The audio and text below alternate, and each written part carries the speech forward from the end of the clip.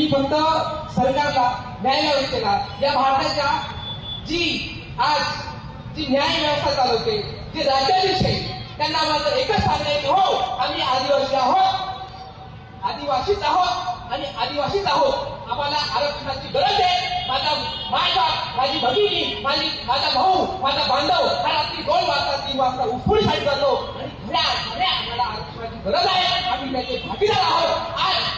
आज आम्ही रस्ता उतरतोय, उद्या रस्ता नको करू, पण आम्ही जेल मारो करू, तेव्हा आंदोलन करू, मुंबईला लढत देऊ आणि मुंबई झालं नाही तर दिल्लीपर्यंत जाऊ आणि आमच्यासारखा युवा करू. हा समाजासाठी शहीद झाल्याशिवाय राहणार नाही. हीच माझी मागणी या सरकारला आहे आणि या झोपलेल्या या न्याय व्यवस्थेला आहे, झोपलेल्या या राज्य सरकारला आहे, झोपलेल्या या दिल्ली सरकारला आहे. हेच मी इथं सिंहगडला करून सांगतो आणि आरक्षण माझं हक्काचं आहे. ते मी मिळवल्याशिवाय राहणार नाही. टाकून मिळालं, मला गोळ्या खाल्ल्या तरी चालतंय, पण आरक्षण माझं हक्काचं ते मिळवून आणखी मिळवणारच. हीच माझी सरकारला विनंती.